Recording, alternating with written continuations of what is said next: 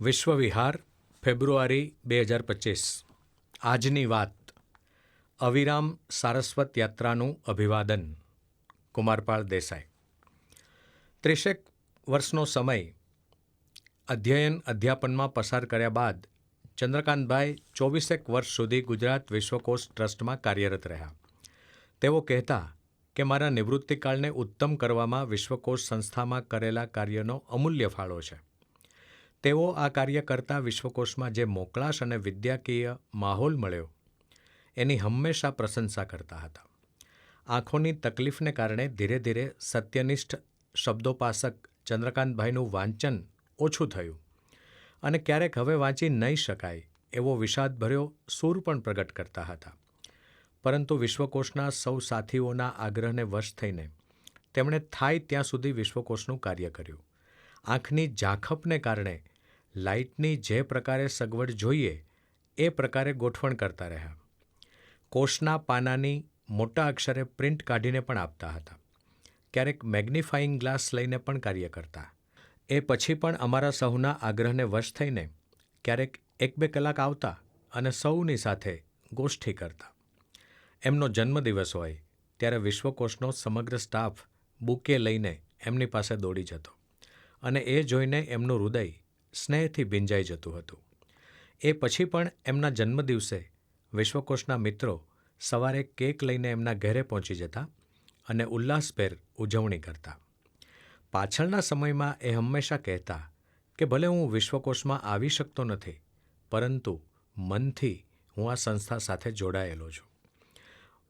વળી વિશ્વકોશનું નિર્માણ કેવી રીતે થાય અને કેવા કેવા સાધનોનો ઉપયોગ કરવો પડે તેના મહત્ત્વના પાઠ અહીં શીખવા મળ્યા એ ઋણ સ્વીકાર પણ તેઓ વારંવાર કરતા.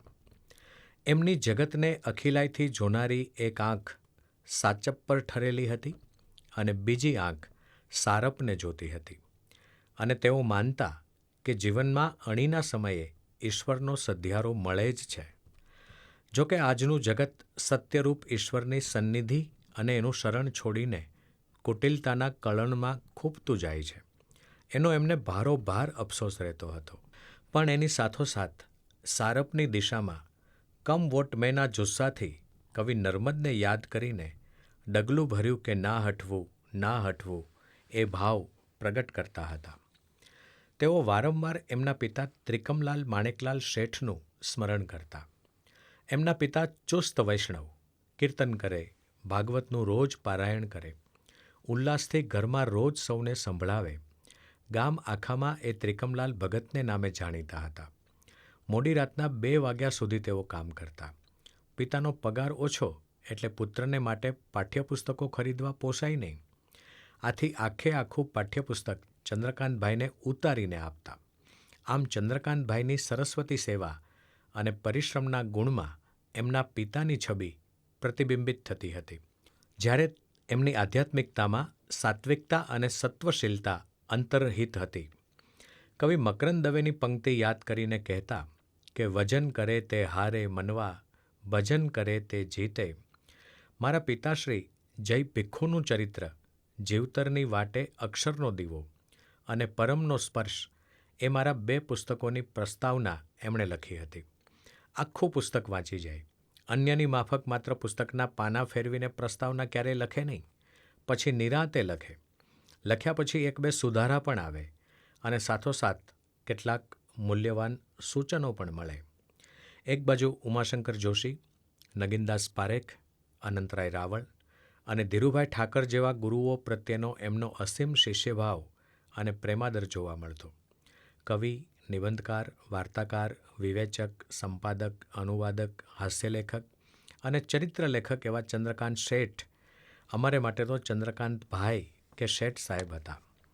એમને પદ્મશ્રીનું સન્માન મરણોત્તર પ્રાપ્ત થાય છે તે સમાચાર સાંભળીને વિશ્વકોશમાં સૌના હૃદયમાં આનંદનો ઉભરો આવ્યો હતો. જે સમયે આ સમાચાર મળ્યા તે સમયે એમના ગુરુ અને વિશ્વકોશના પ્રણેતા ડૉક્ટર ધીરુભાઈ ઠાકરની પુણ્યસ્મૃતિ નિમિત્તે વિશ્વકોશ ભવનમાં પ્રાધ્યાપક રમજાન હસણિયાનું મકરંદ દવેની કવિતામાં આધ્યાત્મ એ વિષય પર વ્યાખ્યાન ચાલતું હતું. ડૉક્ટર ધીરુભાઈને પણ પદ્મભૂષણનું સન્માન મરણોત્તર મળ્યું હતું.